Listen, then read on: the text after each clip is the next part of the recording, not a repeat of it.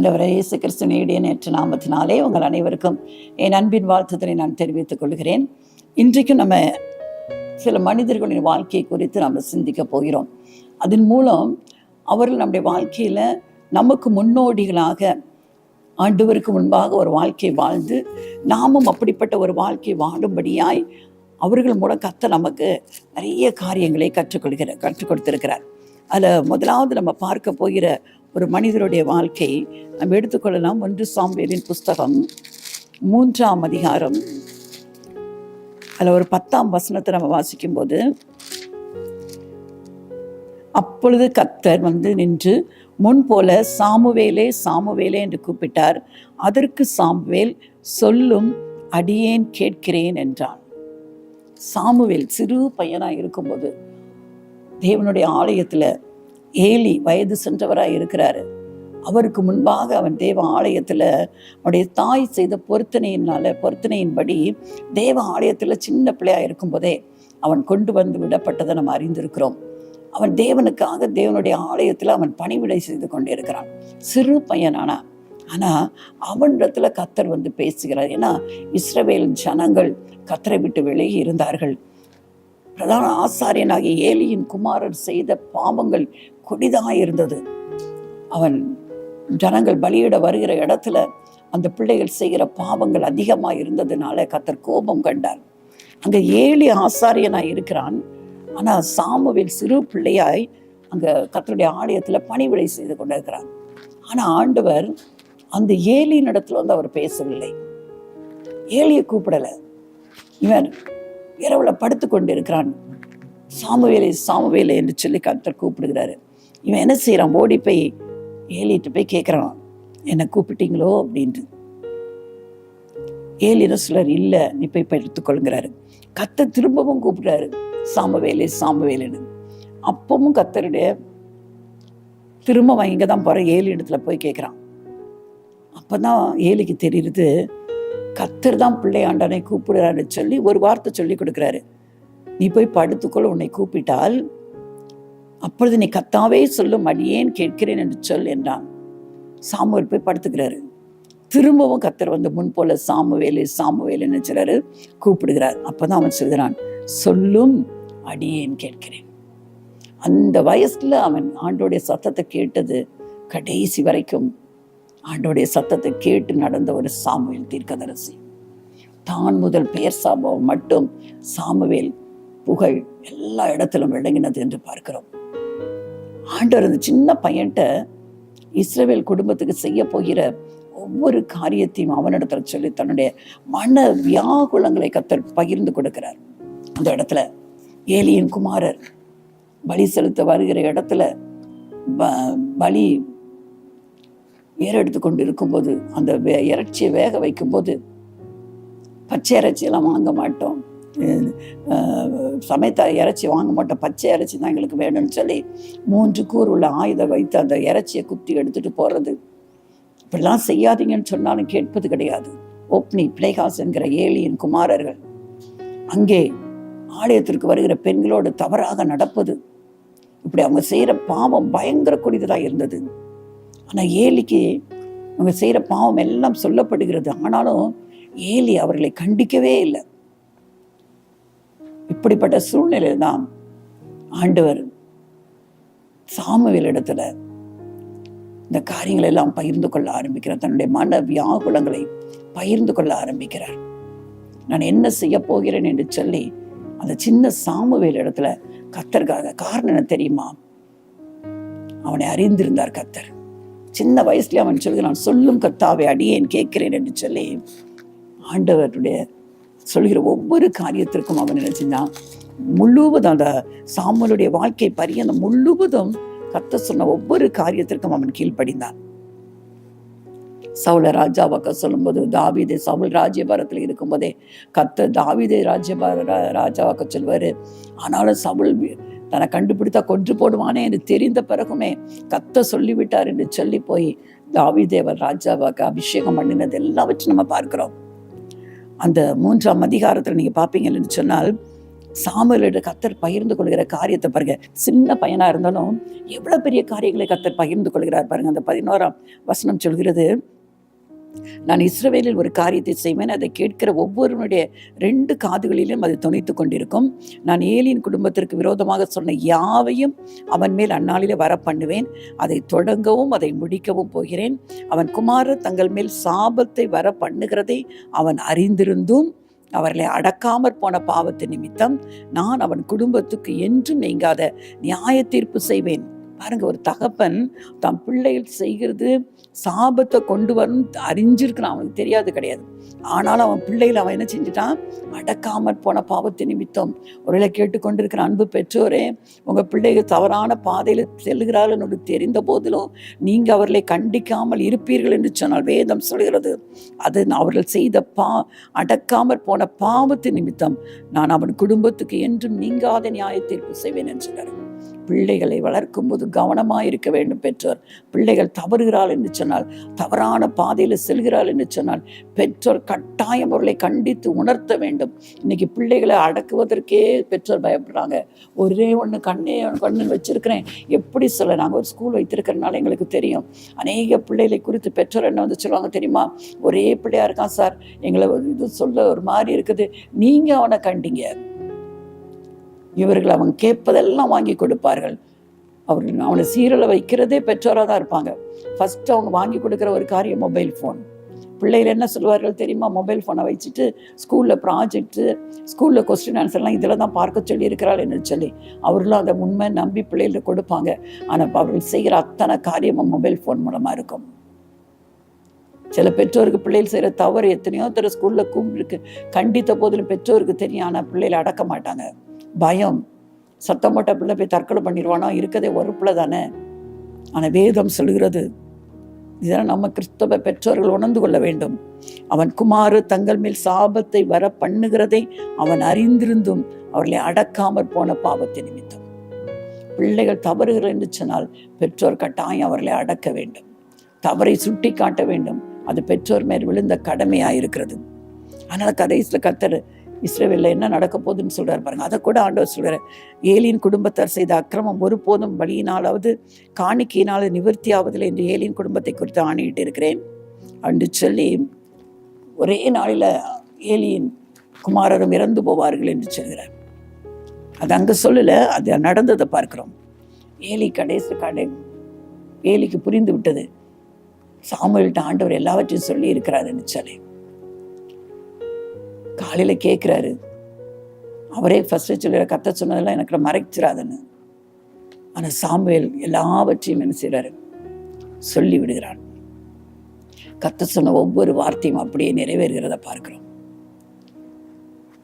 அது என்ன காரியமாக இருந்தாலும் தவறு செய்தால் தவறு, சவுல் தவறு செய்யும்போது அதையும் போய் சுட்டி காண்பிக்கிறார் சாமுவேல்.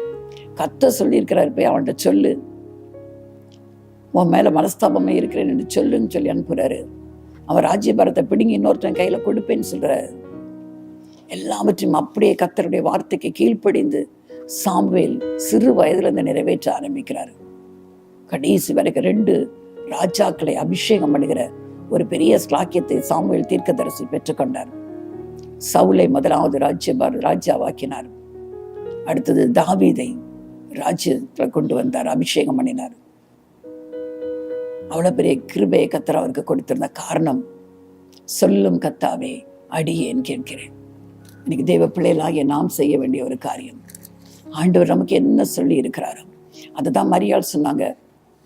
காரணம், ஒரு திருமண வீட்டில் திராட்சரசம் குறைவுபட்ட போது வேலைக்காரரை பார்த்து சொன்னார்கள் அல்லவா, அவர் உங்களுக்கு என்ன சொல்லுகிறாரோ அதன்படி செய்யுங்கள்.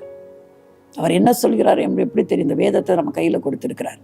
இதில் அவர் என்ன நம்ம கடைபிடிக்க வேண்டும் என்று சொல்லி என்ன காரியத்தை கர்த்தர் சொல்லி இருக்கிறாரோ அதன்படி செய்யும்படியாக நாம் அழைக்கப்பட்டு இருக்கிறோம். அந்த அழைப்பை நாம் மறந்து விடக்கூடாது. சாமுவேல் நமக்கு முதலாவது ஒரு முன் உதாரணமாக காணப்படுகிறார். 2வது நம்ம பார்ப்போம் என்று சொன்னால், ஆதியாகமத்தின் புஸ்தகம் 37 அந்த ஆதியாகமம் கடைசி வரைக்கும் நம்ம ஒரு அருமையான ஒரு வாலிபனை பார்க்கிறோம், யோசேப்பு. சாமுவேல் அங்கே 7ஆம் வயதில் பிள்ளையாக இருக்கும் போதே நாள் மறக்கப்படிக்கப்பட்ட வேலையிலே இருந்து அவர் தேவாலயத்துக்கு கொண்டு வரப்படுகிறார். இங்கே ஆதியாகமத்தின் புஸ்தகம் 37 அதிகாரத்தில் பார்த்தீங்கன்னா 17 வயதுல யோசேப்பு அறிமுகப்படுத்தப்படுகிறார். அங்கே 50 அதிகாரம் வரைக்கும் யோசேப்பை குறித்து சொல்லப்பட்டு இருக்கிறது. யோசேப்பு கர்த்தருக்கு முன்பாக எப்படி வாழ்ந்தார்? ஒரு பரிசுத்தம். யோசேப்பு என்று சொன்னாலே பரிசுத்தம். அடிமையாக விற்கப்படுகிறார். சகோதரரால் பொறாமைய நிமித்தம் குழியில தள்ளப்படுகிறார். அடிமையாய் விற்கப்படுகிறார். அடிமையாய் வேலை செய்கிறார். அடிமையாய் வேலை செய்கிற போத்திபார் வீட்டுல கர்த்தர் போத்திபார் வீட்டை யோசேப்பு நிமித்தம் ஆசீர்வதித்தார் என்பதை போத்திபார் கண்டுகொள்கிறார். எல்லா வீட்டு காரியங்களையும் அவர் கையில ஒப்பு கொடுக்கிறார் போத்திபார். ஆனால் போத்திபாரின் மனைவியோ யோசேப்பின் மேல ஆசை வைத்து தவறாய் நடப்பதற்கு அவனை வருந்தி கூப்பிடுகிறத பார்க்கிறோம். ஆனால் யோசேப்போ கர்த்தருக்கு பயந்தவதனால ஒரு அருமையான வார்த்தையை சொல்வதை நம்ம பார்க்கலாம். அந்த ஆதியாகமத்தின் புஸ்தகம் 39 அதிகாரம் 9 சொல்கிறது, இந்த வீட்டிலே என்னிலும் பெரியவன் இல்லை, நீ அவருடைய மனைவியாய் இருக்கிறபடியினால் உன்னை தவிர வேறொன்றையும் அவர் எனக்கு விலக்கி வைக்கவில்லை. இப்படி இருக்க நான் இத்தனை பெரிய பொல்லாங்குக்கு உடன்பட்டு தேவனுக்கு விரோதமாய் பாவம் செய்வது எப்படி என்றான். தேவனுக்கு விரோதமாய் நான் எப்படி பாவம் செய்ய முடியும்? இளம் வாலிபன். ஒரு பெண் தவறாய் நடப்பதற்கு அழைக்கிறாள். ஆனாலும் நான் தேவனுக்கு விரோதமாய் பாவம் செய்ய மாட்டேன் என்று சொல்லி, தன் வஸ்திரம் போனாலும் போகட்டும் என்று சொல்லி விட்டு விட்டு ஓடி போகிறத நம்ம பார்க்கிறோம். பொய்யாய் குற்றம் சாட்டப்பட்டு சிறைச்சாலையில தள்ளப்படுகிறான். கர்த்தர் எல்லாவற்றையும் பார்த்து கொண்டிருக்கிற தெய்வன் அல்லவா? சிறைச்சாலையிலும் யோசேப்போடு கூட கர்த்தர் இருந்தார். நாள் ஒன்று வந்தது. அதே எகிப்து தேசத்திற்கு அவனை ராஜாவுக்கு அடுத்த ஸ்தானத்துல கர்த்தர் கொண்டு போய் அவனை உயர்த்தி வைத்தார். வாலிப பிள்ளைகளே, உங்க வாழ்க்கையில பரிசுத்தத்தை நீங்கள் காத்துக்கொள்வீர்கள் என்று சொன்னார். இன்றைக்கு வர வர கொடிய காலங்களுக்குள்ள நீங்க வாழ்ந்து கொண்டிருக்கிறீங்க. திரும்புற இடம் எல்லாம் பிசாசு பாவ கண்ணியை உங்களுக்கு வைத்திருக்கிறான். உங்களுக்கு வருகிற சோதனைகள் அநேகமாயிரமாய் இருக்கிறது. எந்த இடத்துல கண்கள் எங்க பார்த்தாலும் பாவமான காரியங்கள், பாவத்தை தண்ணீரை போல பருகி கொண்டு இருக்கிற மக்களை பார்க்கிறோம். நல்லதை தீமை என்று சொல்லி தீமையை நல்லது என்று சொல்லி கொண்டிருக்கிற ஒரு கூட்டத்துக்குள்ள நீங்க வாழ்ந்து கொண்டு இருக்கிறீங்க. இன்னைக்கு அமெரிக்க தேசம் போன்ற தேசத்துல புதிதாய் ஒரு கலாச்சாரம் வந்து கொண்டிருக்கிறது. ஓக் என்கிற கலாச்சாரம். ஸ்கூல்ல பிள்ளைகளை சேர்க்கும் போது ஆணா பெண்ணா என்று கேட்கவே கூடாது. அந்த ஃபார்ம்லே கிடையாது. மேல ஃபீமேலா கேட்கக்கூடாது. அது வளர்ந்து வரும்போது அது ஆண் பிள்ளையா இருந்தா நான் பொம்பளை பிள்ளை ட்ரெஸ் போட்டேன்னா அது பொம்பளை பிள்ளையா தான் சொல்லுவேன். நான் பெண் சொன்னா அது பெண் தான். ஆனா அது உண்மையாவே அது ஆணா தான் இருக்கும். ஆம்பளை பையன் ட்ரெஸ் போட்டு நான் என்று சொன்னா நீங்க ஆண் என்று தான் அதை எடுத்துக்கொள்ள வேண்டும். அந்த பிள்ளைகளுக்கு அதை விலைக்கு சொல்லக்கூடாது என்று சொல்லி சட்டமே அங்க இருக்கிறது. ஜெண்டர் ப்ராப்ளம் நீங்க பயங்கரமா இருக்கிறது அமெரிக்க தேசத்துல. எத்தனை பேர் கர்த்தர் அழகாய் படைத்த ஆண் பிள்ளைகள் பொம்பளை பிள்ளைகளாய் தங்களை மாற்றிக்கொண்டு இருக்கிறார்கள். நான் ஒரு யூடியூப்ல ஒரு இன்டர்வியூ பார்த்தேன். ஒரு பெரிய பணக்காரர், அவருடைய மகன் முன்னுக்கு கொண்டாந்து அவனை வர சொல்றாங்க. ஆட்ட சாட்டமா இருக்கான், பொம்பளை பிள்ளை மாறி வர்றான். அவங்க அப்பா அந்த பையனை பார்த்து ஏங்கி அழுகிறார். என் மகனே நான் இழந்து போனேன், ஏன்னா அந்த மகனை நம்ம பார்க்க முடியாது, பொம்பளை பிள்ளையா இருக்கான். எலான் மஸ்க் என்கிற சொல்கிற ஒரு பெரிய, நமக்கு தெரியும், அவரை மாதிரி பயங்கர பணக்காரர் கிடையாது அமெரிக்க தேசத்துல. அவருடைய மூத்த மகன் சேவியர் என்று சொல்லப்படுகிற பையன், அவனும் அப்படிதான். இன்னைக்கு பெற்றோர்கள் தத்தளித்து கொண்டிருக்கிறார்கள். கலாச்சாரம் சீரழிவு செஞ்சது. அந்த கலாச்சாரம் இந்திய தேசத்துக்கு வர்றதுக்கு எவ்வளவு நாட்கள் ஆகும்? சீரழிவு, கலாச்சார சீரழிவு. இன்றைக்கு நன்மை தீமை, தீமை நன்மை என்று சொல்லி கொண்டிருக்கிறவங்க எத்தனை பேர் தீவிரவாதத்திற்கு நல்லதுன்னு சொல்லிட்டு இருக்காங்க. இந்த காலகட்டத்தில் வாழ்ந்து கொண்டிருக்கிற அன்பான வாலிப பிள்ளைகளே, யோசேப்பை போல உங்களை காத்துக்கொள்வீர்கள் என்று சொன்னார். ஒன்னே ஒன்று செய்யுங்க, ஆண்டவரே என்னால பரிசுத்தமாய் வாழ முடியாது, உங்க கையில என் வாழ்க்கையை ஒப்புக் கொடுக்கிறேன், எந்த பாவம் என்னை அணுகாதபடி நீங்க காத்துக்கொள்ளுங்க, உண்மையாய் மனப்பூர்வமாய் அவர் கரத்துல உங்க வாழ்க்கையை ஒப்புக் கொடுப்பீர்கள் என்று சொன்னார். கர்த்தர் உங்களை பரிசுத்தமாய் காத்துக்கொள்வது மட்டுமல்ல, உயர்ந்த ஸ்தானத்துல தானியேல் போன்றவர்கள் கர்த்தருக்காக வைராக்கியமாய் நின்றபடினாலே ராஜாக்களுக்கு அடுத்த ஸ்தானத்தில் வைக்கப்பட்டார்கள் அல்லவா? உங்களையும் கர்த்தர் பெரிய ஸ்தானத்துல கொண்டு போய் வைப்பார். பாவத்துல விழுந்து விடாதீர்கள். பாவம் உங்களை அதால பாதாளத்துக்கு கொண்டு போய் சேர்த்து விடும். உலகத்திலையும் நீங்க எல்லா விதத்திலும் உயர்த்தப்படவே முடியாது. அதனால கர்த்தருக்கு உங்க வாழ்க்கையை ஒப்பு கொடுங்க. யோசேப்பு உங்களுக்கு ஒரு முன்மாதிரி. அது மட்டுமில்லை, யோசேப்பிட்ட இன்னொரு பாடத்தை கற்றுக்கொள்ள வேண்டும். சொந்த சகோதரர்கள் அவனை வெறுத்து பகைத்து அவன் கண்ட சொப்பனத்தினாலே அவன் மேல பொறாமை கொண்டு, தகப்பன் அவனுக்கு மட்டும் பலவர்ண அங்கேயே வாங்கி கொடுத்தபடினாலே பொறாமை கொண்டு அவனை கொன்று போட வேண்டும் என்று சொல்லி சதி ஆலோசனை பண்ணி அவனை குழியில தள்ளி, ஆனா இந்த மூத்த சகோதரன் ரூபனுக்கு மட்டும் ஒரு இளகிய மனம் இருந்தபடினாலே அவனை மீதியான இடத்தில் விற்று போட்டு அடிமையாய் விற்று போட்டு அங்கிருந்து எகிப்துக்கு அடிமையாய் கொண்டு போகப்பட்டான். ஆனால் ஒரு நாள் வந்தது, எந்த சகோதரர்கள் குழியில தள்ளினார்களோ அவர்கள் யோசேப்புக்கு முன்பாக வந்து நிற்க வேண்டிய சூழ்நிலை வந்தது. பஞ்ச காலத்துல கர்த்தர் யோசேப்பை எகிப்து தேசம் முழுவதுக்கும் அதிகாரியாய் வைத்தார். எகிப்துல தான் உணவு உண்டு என்று கானான் தேசத்துல இருக்கிற யாக்கோபின் குடும்பம் கேள்விப்பட்டு யோசேப்பின் சகோதரர் எல்லாரும் புறப்பட்டு வருகிறார்கள். யோசேப்புக்கு முன்பாக நிற்கிறார்கள். கடைசியில யோசேப்பு அவர்களுக்கு முன்பாக தன்னை வெளிப்படுத்துகிறான். யார் என்று சொல்லி தன்னை வெளிப்படுத்துகிறான். பயப்படுறாங்க. நம்ம இவனுக்கு தீமை செய்தோமே, இவன் இப்ப நமக்கு பெரிய பதவியில இருக்கிறானே, இவன் நமக்கு ஏதாவது செய்து விடுவானோ என்று சொல்லி பயப்படுகிறார்கள். ஆனா அவன் சொல்லுகிறான், நீங்க எனக்கு தீமை செய்ய நினைச்சீங்க. ரொம்ப அழகா இருக்கும் இந்த காரியம். ஆதியாகமத்தின் புஸ்தகம் 45 அதிகாரம் 5 சொல்கிறது, என்னை இவ்விடத்தில் வரும்படி விற்று போட்டதினால் நீங்கள் சஞ்சலப்பட வேண்டாம், அது உங்களுக்கு விசனமாய் இருக்கவும் வேண்டாம். ஜீவ ரட்சனை செய்யும்படிக்கு தேவன் என்னை உங்களுக்கு முன்னே அனுப்பினார். 7 பாருங்க, பூமியிலே உங்கள் வம்சம் ஒழியாமல் இருக்க உங்களை ஆதரிக்கிறதற்காகவும் பெரிய ரட்சிப்பினால் உங்களை உயிரோடே காப்பதற்காகவும் தேவன் என்னை உங்களுக்கு முன்னமே அனுப்பினார். பாருங்க, அவனுடைய பெர்செப்ஷன் எப்படி இருக்கு பாருங்க. இவங்கெல்லாம் நம்மள எப்படி இருப்போம், நீ செஞ்சல பாரு, இன்னைக்கு உனக்கு நான் என்ன பண்றேன் பாருன்னு நினைப்பேன். ஆனா அவன் சொல்லாம பாருங்க, உங்களுக்கு ஜீவனை கொடுக்க முடியாது கர்த்தர் உங்களுக்கு முன்பாகவே, நீங்க செஞ்சீங்க தீமைக்காக தான் செஞ்சாலும் அவர் உங்களை ரட்சிக்க முடியாது என்ன முன்னமே அனுப்பினார். பூமியில இஸ்ரவேல் வம்சம் ஒளிந்து போய்விடக் கூடாது என்பதற்காக, உங்களை ஆதரிப்பதற்காகவும் காப்பதற்காகவும் தேவன் என்னை முன்னமே இங்கே அனுப்பினார். யோசேப்பு எகிப்துக்கு வராவிட்டால் இஸ்ரவேல் அன்றைக்கு காக்கப்பட்டிருக்கவே முடியாது. இஸ்ரவேல் வம்சம், யாக்கோபு இஸ்ரவேல் என்று அழைக்கப்பட்டவன், இன்றைக்கு இஸ்ரவேல் தேசத்துல இஸ்ரவேல் என்பவர் இருக்கவே முடியாது. எல்லாவற்றையும் முடிவை முன்னறிந்த தேவன் அதற்கு முன்பாகவே 17 வயசுல அங்கே போகிறார். 30 வயசுல ராஜாவுக்கு அடுத்த ஸ்தானத்துக்கு வருகிறார். 13 வருடம் அவர் பட்ட பாடுகள். ஆனா அதெல்லாம் அவர் நினைக்கவே இல்லை. கர்த்தர் தான் என்னை உங்களுக்கு முன்பாக அனுப்பி ஜீவ ரட்சனை செய்தார் என்று சொல்கிறார். எவ்வளவு தாராள மனப்பான்மை அவருக்கு. நமக்கு எத்தனை பேர் எத்தனை நமக்கு விரோதமாய் பேசி இருக்கலாம், செயல்பட்டு இருக்கலாம். கவலைப்படாதீங்க. யோசேப்பை போல மனப்பூர்வமாய் மன்னித்து விடுங்கள். வஞ்சகம், பகை, கபடு மனசுல வச்சிருக்கவே கூடாது. மன்னித்து, ஆண்டவராகிய இயேசு கிறிஸ்து நம்ம செய்த பாவத்தை மனசுல வச்சிருந்தா இன்னைக்கு நிலைநிற்க முடியுமா? அவர் மன்னித்து மறந்து விடுகிற தெய்வன் அல்ல. முதுகுக்கு பின்னாக நம்முடைய பாவங்களை எரிந்து போடுகிறவர். கடல் சமுத்திரத்தின் ஆழத்துல நம்முடைய பாவங்களை எரிந்து போடுகிற தெய்வன். அதே சுபாவம்தான். யாரை குறித்தும் பகை நம்மகிட்ட இருக்கக்கூடாது. எனக்கு விரோதமா இப்படி பேசினாங்களே, இப்படிலாம் செயல்பட்டார்கள், வேண்டாம். மனப்பூர்வமாய் மன்னிப்போம். கர்த்தர் நம்மை ஆசீர்வதிப்பார். எந்த மனுஷனும் நம்மை ஆசீர்வதிக்க முடியாது. கர்த்தர் நம்மை ஆசீர்வதிக்கிற தேவனாய் இருக்கிறார். கடைசியாக ஒரு மனுஷனை குறித்து நம்ம பார்க்கலாம். தாவீது. தாவீது என்றாலே எல்லாருக்கும் தெரியும், சங்கீதம்.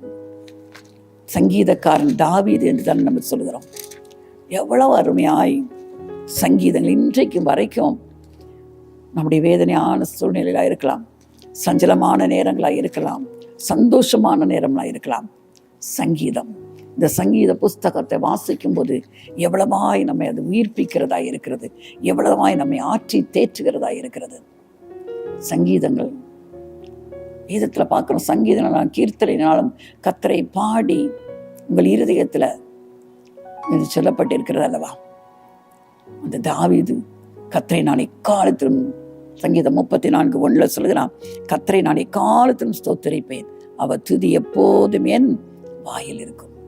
எப்போ பார்த்தாலும் நான் கர்த்தரை ஸ்தோத்தரிப்பேன். காட்டுல ஆடுகளை மேய்த்து கொண்டு இருக்கிறாரு. புலி வருது, கரடி வருது, சிங்கம் வருது. அவர் எப்படி சொல்கிறாரு? அதை வாயை கிழித்து போட்ட, ஆட்டை கிழித்து போடுற மாதிரி யோசித்து பாருங்க. ஏன்னா அவர் தேவனை துதித்து கொண்டே இருந்தார். துதித்து கொண்டே இருந்தபடினால்தான் அந்த கர்த்தருடைய பலன் அவரை தாங்கினது. கர்த்தருடைய பலன் அவருக்குள்ளே வந்தது. ஆட்டை போல இதெல்லாம் பிச்சு போடுறதை பார்க்கிறோம். கோலியாத்துக்கு முன்பாக நிற்கிறார். கோலியாத்து அப்படி கெர்ச்சிக்கிறான். ஆனா இவனுக்குள்ள ஒரு வைராக்கியம், சேனைகளின் தேவனாகிய கர்த்தரை விருத்த சேதனம் இல்லாத இந்த பெலிஸ்தன் எப்படி தூஷணமாய் பேச முடியும்? சவாலோடு போகிறான். நான் யாருடைய நாமத்துல உங்ககிட்ட யுத்தம் பண்ண வருகிறேன்னு தெரியுமா? நீ யாருடைய நாமத்தை நிந்தித்தாயோ அந்த நாமத்துல நான் உங்களோட யுத்தம் பண்ண வருகிறேன் என்று சொல்லி கவனினாலும் கல்லினாலும் ஒரே கல்லினால கோலியாத்தை வெட்டி வீழ்த்தினான் அல்லவா? காரணம் கர்த்தராகிய தேவனுக்காக அவன் கொண்டிருந்த வைராக்கியம். எப்படி என் ஆண்டவரை மற்றவர்கள் தூஷணமாய் சொல்ல முடியும்? அவனுக்குள்ளே இருந்த வைராக்கியம். எவ்வளவு பெரிய ராட்சசனாய் இருந்த கோலியாத்தை கண்டவன் பயப்படவே இல்லை. இன்னைக்கு உங்களுக்கும் எனக்கும் இயேசு கிறிஸ்துவை குறித்து அப்படி வைராக்கியம் இருக்கும் என்று சொன்னால் எவ்வளவு பெரிய மனிதர்களை குறித்து நம்ம பயப்பட வேண்டிய தேவையில்லை. ராட்சசம் போல எழும்பி நிற்கிற பிரச்சனைகளை குறித்து நாம் பயப்பட வேண்டிய தேவையே கிடையாது. நமக்குள் இருக்கிறவர் பெரியவர். உலகத்துல இருக்கிறவனில் நமக்குள் இருக்கிற ஆண்டவர் பெரியவராய் இருக்கிறார்.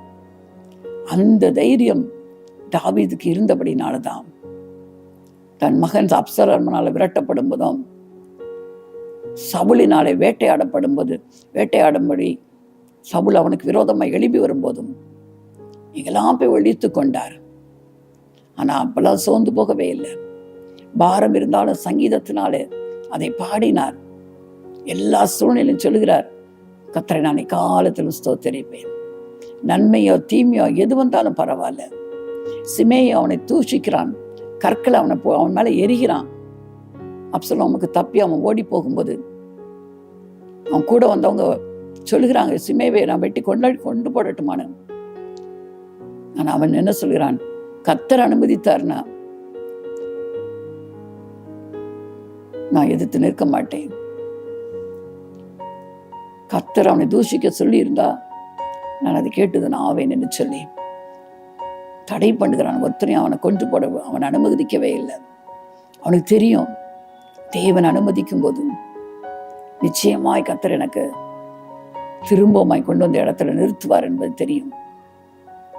அவ்வளவாய் அநேக தீர்க்க தரிசனங்களை கூட அவன் சொல்லி இருக்கிறான். இயேசு கிறிஸ்துவை குறித்த தீர்க்க தரிசனங்கள் அநேகம் சங்கீதங்களால் பாடப்பட்டு இருக்கிறது. காரணம், அவன் தேவனோடு தன் நேரங்களை செலவழித்தபடினாலே நடைபெறுகிற காரியங்கள் அந்த சங்கீதத்தின் மூலம் வெளிப்படுத்தப்பட்டதை நம்ம பார்க்கிறோம். தாவீதை போல கர்த்தரை ஸ்தோத்திரம் செய்த ஒரே ஒரு தவறு, பத்சேபாவிடத்துல தவறு, உரியாவை கொன்று போட்டது.